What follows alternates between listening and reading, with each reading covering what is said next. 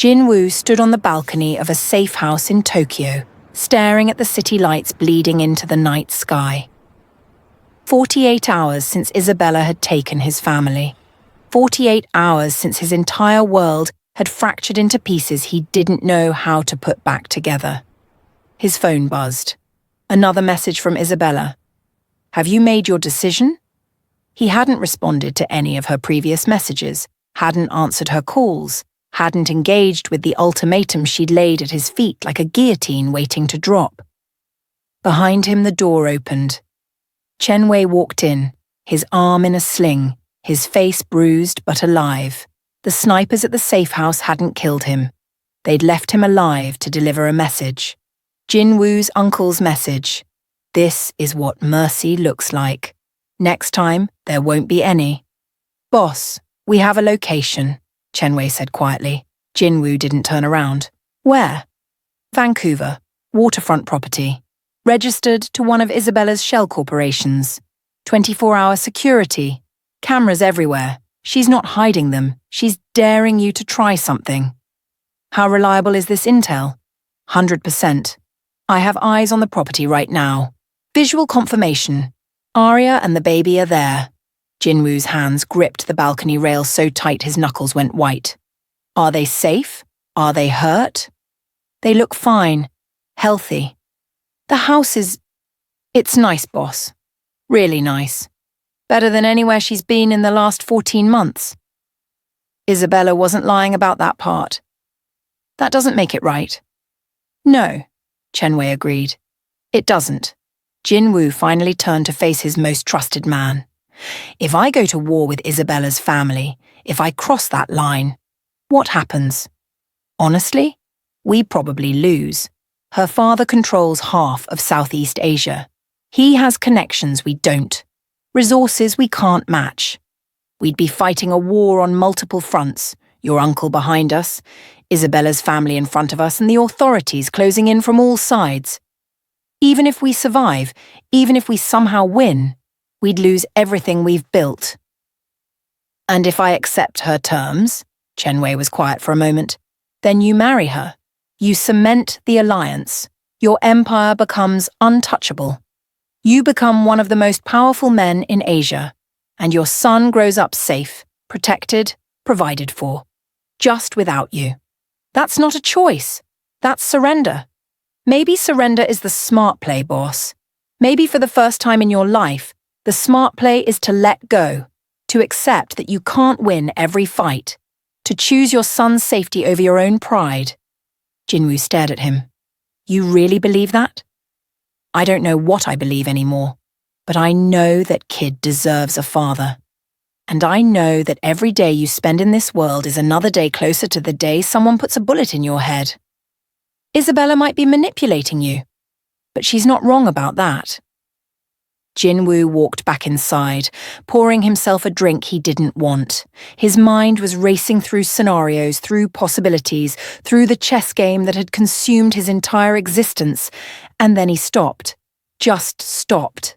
Because he realized something that changed everything. He'd been playing the wrong game all along. "Chen-wei," he said quietly, "what if there's a third option?" "What do you mean?" "Isabella wants me to choose between my empire and my family. My uncle wants me to choose between my honor and my survival. They're both trying to force me into a corner, make me sacrifice one thing for another." Jin-woo set down his glass. "But what if I don't choose? What if I walk away from all of it?" "Boss, think about it. My uncle's empire, it's built on blood and fear. Isabella's alliance, it's built on manipulation and control. All of it. Everything I've spent 15 years building. It's a cage, a prison made of money and power and violence." He looked at Chen-wei. "What if I just walk away?" "You can't just walk away. Your uncle won't let you. Isabella won't let you. There are too many people who depend on you, too many obligations. Then I break those obligations. I liquidate my legitimate assets, set up trusts for the people who worked for me, and I disappear. Not running, not hiding, just gone. A ghost. Let my uncle and Isabella fight over an empire that doesn't exist anymore. Chen-wei stared at him like he'd lost his mind. You're serious. Completely serious. I've spent my entire adult life building something I never wanted, trying to prove something to a man who sees love as weakness, playing a game with rules I never agreed to. Jin-woo's voice grew stronger, more certain. I have a son who doesn't know me, a woman I loved who ran because staying meant death. What's the point of an empire if I lose them? And you think Isabella will just let you walk away with them? No, but I think I can offer her something better than what she has now.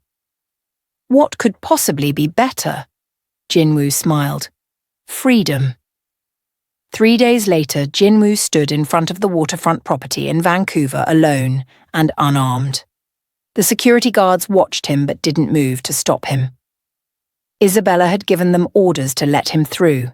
He'd called ahead, told her he wanted to talk, made it clear he was coming alone, with no weapons, no backup, no tricks, just a conversation between two people who needed to end this before it destroyed everyone. She was waiting for him on the back deck, overlooking the ocean. Arya was inside with Minjai. Jin-woo could see them through the windows, his son playing with blocks, while his mother watched with eyes that carried too much exhaustion. You came alone, Isabella said. I'm impressed. And a little suspicious. No tricks, no games, just the truth. Jin-woo sat down across from her. You win. I win. She raised an eyebrow. Just like that? Just like that. You wanted me to choose between my empire and my family. I choose my family. You wanted the alliance secured. It's secured. You wanted me to stop the war with my uncle. It's stopped. Everything you wanted. It's yours. Isabella studied him carefully. You're lying. This is too easy. It's not easy. It's the hardest decision I've ever made, but it's the right one. Jin-woo leaned forward. I'm walking away, Isabella. From all of it. The organization, the territory, the power, I'm done. I'm liquidating my legitimate holdings, setting up provisions for my people, and I'm disappearing. Properly disappearing. Not running. Just gone. Your uncle won't allow that. My uncle can have it all. The whole empire, the territories, the operations, everything. I'll sign it over to him. No fight, no war. He gets what he always wanted. Total control. And you get what? A normal life. You think you can just become a regular person after everything you've done? No. But I can try. I can be a father. I can give my son something I never had. A choice. A chance to be something other than what we are. Isabella was silent for a long moment, her sharp mind calculating, analysing, looking for the trap. What about our marriage? She finally asked. That's up to you. I'll still honour the agreement if you want me to. I'll marry you, cement the alliance between our families, but I'll be a husband in name only. My heart, my life, my future. That belongs to them. He gestured toward the house, toward Arya and Minjai. Or you can walk away. Marry someone who can actually give you what you deserve. Someone who isn't damaged goods. Someone whose past won't follow them like a shadow. You're offering me an out. I'm offering you a choice. The same choice you took away from me. Jin-woo's voice softened. Isabella, you're brilliant, strategic, powerful. You could run your family's empire better than your father ever did. But you're trapped in the same cage I am. Expected to marry for alliance, to sacrifice personal happiness for political gain, to be a chess piece instead of a player. And you think you can free me from that? No, only you can free yourself. But I can show you what freedom looks like if you're brave enough to take it. Isabella stood, walking to the railing, looking out at the ocean. The sun was setting, painting the sky in shades of fire and blood. If I let you go, she said quietly, if I release you from our engagement, my father will see it as weakness, as failure. He might disown me, cut me off completely. Or he might see it as strength, as you making your own choices instead of following his plans, as you becoming the leader he always wanted you to be. Jin-woo joined her at the railing. Either way, you'll be free, and freedom is worth more than any alliance. She looked at him, really looked at him, searching his face for deception. You really mean this, she said. You're really going to walk away from everything. I already have. The moment I saw my son for the first time, the moment I held him, everything else became noise. Everything else became irrelevant. Isabella was quiet for another long moment. Then she laughed. Not bitterly this time. Genuinely. The sound of someone who'd just realized they'd been playing a game they didn't even want to win. You're either the bravest man I've ever met or the stupidest. Maybe both. My father is going to be furious. Let him be furious. You're not responsible for his feelings. She turned to face him fully. If I do this, if I let you go, you have to promise me something. What? That you actually do it. That you actually become the man you're claiming you want to be. That you don't look back. Don't regret. Don't second guess. You commit completely to this new life, to being a father, to being present. Because that little boy in there? She pointed toward the window where Minjai was still playing. He deserves better than a father who's only half present, who's always looking over his shoulder, who's haunted by the life he left behind. I promise. And Arya deserves better than a man who resents her for the choice he made. I know. Isabella extended her hand. Then we have a deal. I release you from our engagement. You sign over your holdings to your uncle, liquidate your assets, and disappear. And I go back to my father and tell him I chose my own path. Jin-woo shook her hand. What will you do? I don't know yet. Maybe take over the family business anyway. Maybe start my own empire, one built on something other than blood and violence. Maybe just travel for a while and figure out who I am when I'm not playing a role. She smiled. But whatever I do, it'll be my choice, and that's worth more than any alliance. Thank you, Isabella, for understanding, for letting us go. Don't thank me yet. The hard part is just beginning. Being a father is harder than running an empire, and living a normal life after the life you've lived. That's going to be the biggest challenge you've ever faced. I know, but it's a challenge worth taking. She nodded toward the house. She's waiting for you. They both are. Jin-woo walked into the house on shaking legs. Arya was standing in the living room, holding Minjai, her eyes wide and uncertain. Jin-woo? I'm done, he said simply. The empire, the organization, the life. I'm walking away from all of it. You can't just... I already have. I liquidated everything, set up trusts for my people, signed documents that transfer everything to my uncle. It's done. Finished. Over. Arya stared at him like she didn't recognize him. Why? Because I don't want my son to grow up in that world. Because I don't want him to learn that power matters more than people. Because I don't want him to think that violence is the answer to everything. Jin-woo stepped closer. Because I want to be his father. Really be his father. Not a ghost. Not a legend. Not a cautionary tale. Just Dad. Tears were streaming down Arya's face now. What about your uncle? He'll come after you. He'll never let you just walk away. He'll try, but I made him an offer he couldn't refuse. Everything I built, all of it, in exchange for leaving us alone. He gets the empire, I get my family, and if he breaks that deal, if he comes after us, every secret I have on him goes public. Every crime, every murder, every betrayal, mutually assured destruction. And Isabella? Released me from our engagement. She's going her own way, finding her own path. Arya looked down at Minjai, who was staring at Jin-woo with those wide, curious eyes. What happens now? Where do we go? Anywhere we want, everywhere. We disappear. Not because we're running, but because we're choosing a different life, a better life. We become a family. Just like that, just like that. Jin-woo knelt down so he was eye level with his son. Hi, Minjai. I'm your dad, and I'm sorry I wasn't there before. Sorry you had to live in fear. Sorry your mum had to run. But I promise both of you that ends today. Today we start fresh. Today we choose peace over violence. Today we choose family over everything else. Minjai reached out, his tiny hand grabbing Jin-woo's finger with that impossibly strong baby grip. And Jin-woo felt something break open inside him, something that had been locked away for so long he'd forgotten it existed. Hope. Arya sat down beside them, her hand covering Jin-woo's. This isn't going to be easy. We'll have to constantly be careful, always watching, never completely safe.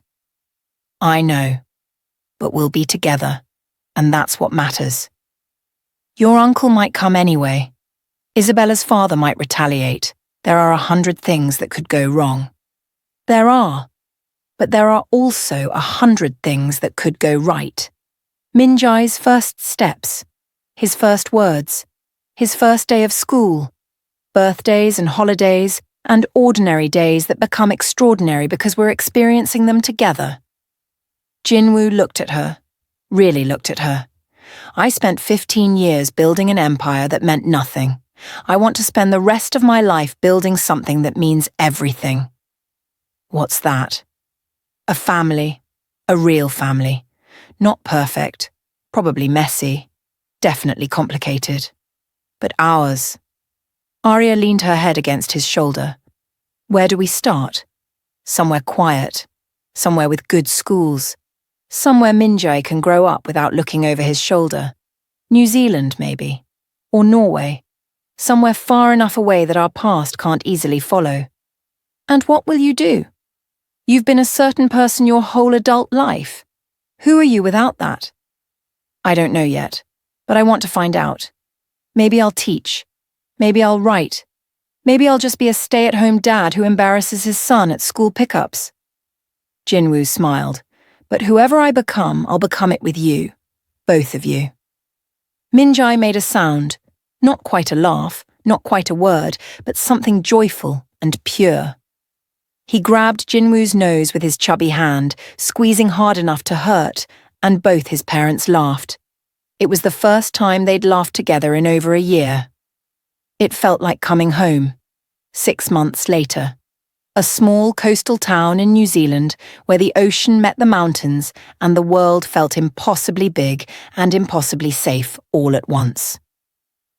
Jin-woo pushed Minjai in a stroller down a quiet street, the kind of street where neighbours knew each other's names and children played without fear. The baby was bigger now, almost 14 months old, babbling constantly in a language that only he understood. Dada, Minjai said, pointing at a bird. That's right, buddy. Bird. Jin-woo's Korean accent was still thick, probably always would be, but his English was getting better. What sound does a bird make? Tweet. Good job. They'd been here for 5 months. 5 months of learning to be normal. 5 months of grocery shopping and cooking dinner and reading bedtime stories. 5 months of being just another family in a town where no one knew their past and no one asked uncomfortable questions. Arya had started working at a local cafe, something simple and normal and entirely hers. She smiled more now, laughed easier. The shadows that had haunted her eyes were slowly fading. Jin-woo had started writing. A memoir of sorts, though he changed names and details enough that no one would ever know it was real. His therapist, because he had a therapist now, something his old self would have mocked, said it was healthy, a way of processing, a way of letting go. His uncle hadn't come. True to their deal, he'd taken the empire and left them alone. Occasionally Jin-woo would see news reports about territory disputes in Seoul, about power struggles and arrests, but they felt distant now, like stories from someone else's life. Isabella had sent one message 3 months ago. Started my own company. Legitimate business. No blood involved. Turns out I'm pretty good at this. Thank you for showing me there was another way. I hope you're finding peace. He'd smiled when he read it, and hoped she was finding her own version of happiness. Chen-wei called once a month just to check in. He'd retired too, moved to Singapore, opened a security consulting firm. Turns out teaching people how to stay safe is more satisfying than teaching them how to hurt others, he'd said during their last call. Who knew? Dada? Dada? Minjae was pointing at the ocean now, visible at the end of the street, sparkling in the afternoon sun. You want to go to the beach? Beach! Beach! Jin-woo laughed and changed direction, heading toward the water.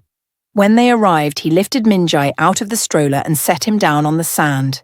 The baby immediately grabbed a handful, staring at it with wonder like he was discovering a new universe.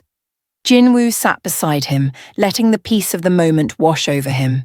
He thought about his father, dead 25 years now, wondered what he would think of the choice Jin-woo had made. Wondered if he would understand or if he would see it as weakness. He thought about his uncle, sitting in the compound surrounded by power and wealth and men who feared him. Wondered if he was happy. Wondered if he ever stopped long enough to realize that all that power meant nothing if you had no one to share it with. He thought about the man he used to be. Cold, calculating, dangerous. A man who solved problems with violence and measured success in territory controlled and enemies destroyed. That man was gone now. Or maybe not gone. Maybe just transformed. Maybe all that discipline, all that strategic thinking, all that determination could be channeled into something better. Into being present. Into being patient. Into being the father his son deserved. Dada? Jin-woo looked down. Minjae was offering him a handful of sand, his face serious, like he was sharing something precious. Thank you, buddy. That's very kind. Minjae beamed and went back to playing, and Jin-woo realized something profound. This was power. Not controlling territory or commanding armies or inspiring fear.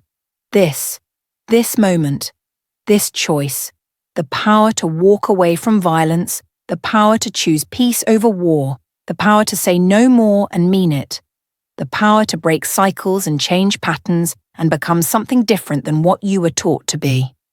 His phone buzzed. A text from Arya. Dinner's at 6. I'm making that pasta you like.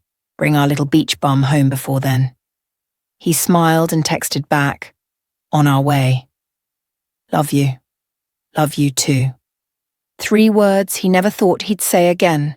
3 words that meant more than any empire.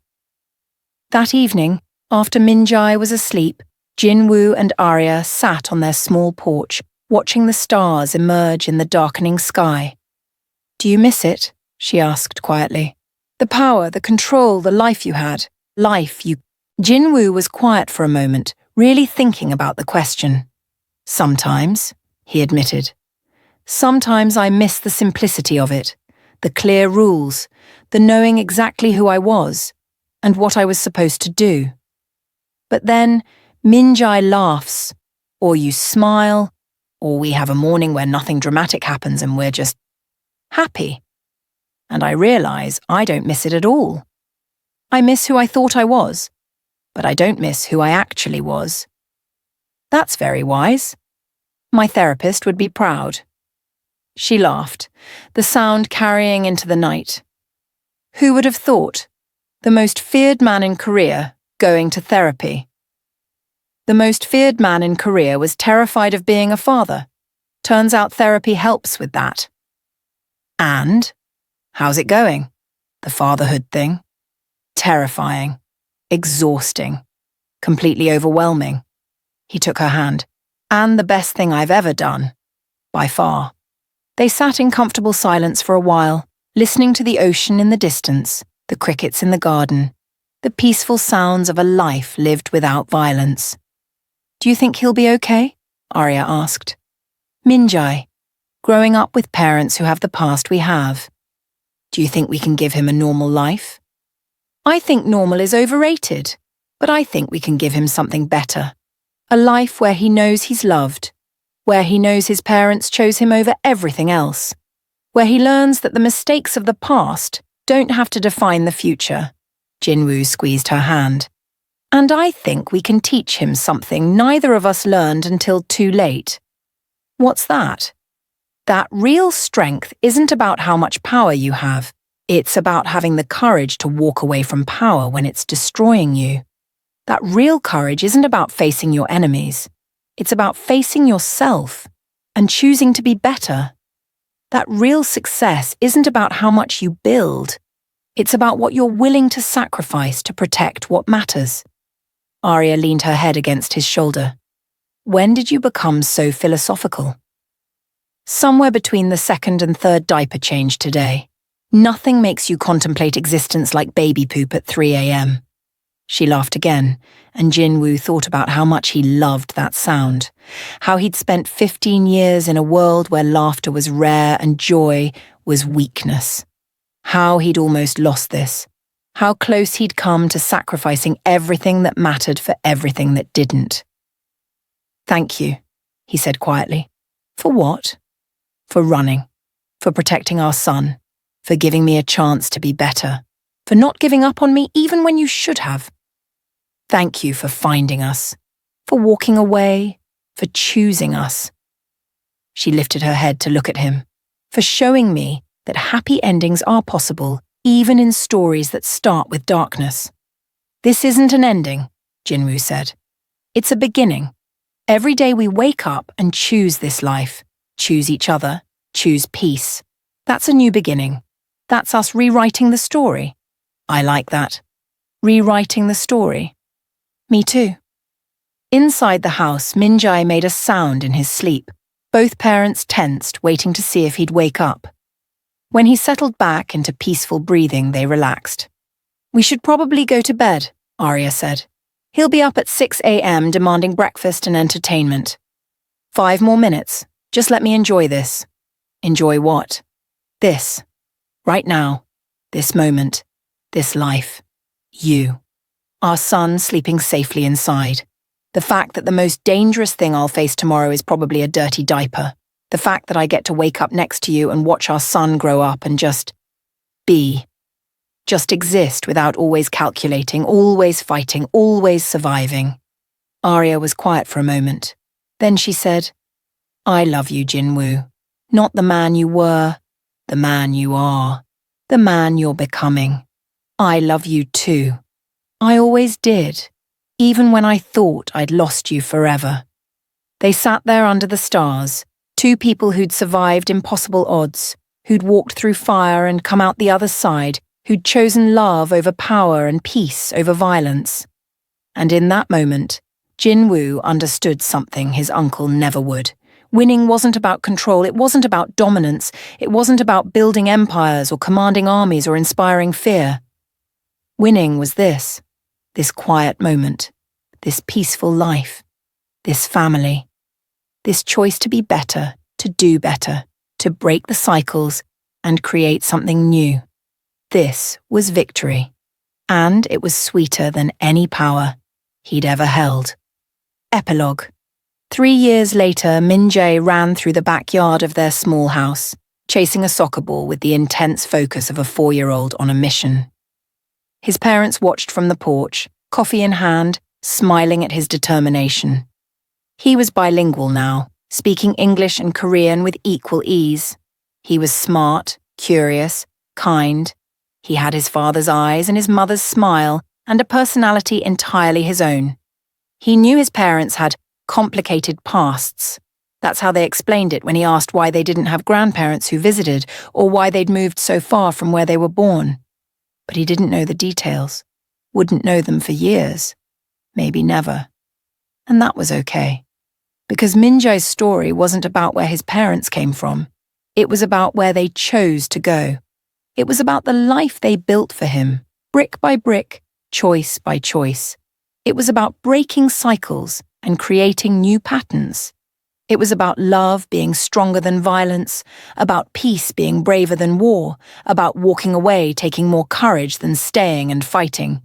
Dada! Dada! Watch! Min-jae kicked the ball with all his might. It rolled about 3 feet and stopped. Wow! Amazing! You're going to be a professional soccer player. Really? Really, but maybe we practice a little more first. Okay, come play with me. Jin-woo set down his coffee and jogged out to join his son.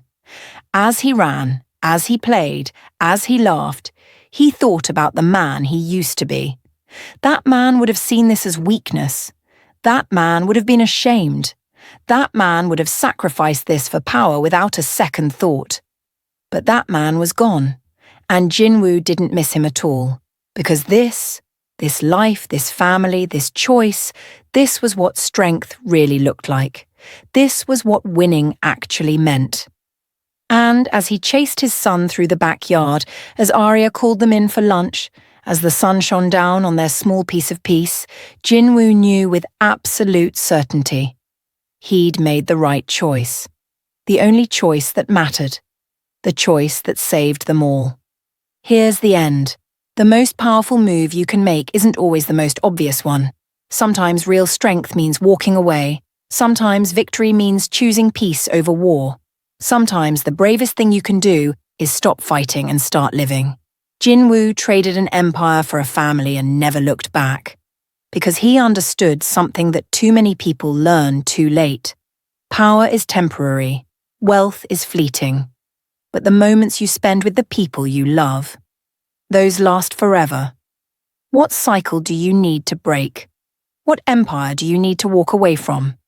What choice are you avoiding because you're afraid it looks like weakness? Remember, it's never too late to choose differently, to become someone new, to rewrite your story. Thank you for following Jin-woo's journey. If this story touched you, if it made you think about your own choices, your own priorities, your own path, drop a comment below and tell us, what would you sacrifice for the people you love? And what empire are you ready to walk away from? Subscribe to Afro-Korean Stories for more stories about courage, redemption, and the power of choosing love over fear. Because every ending is just a new beginning. If you're brave enough to take the first step,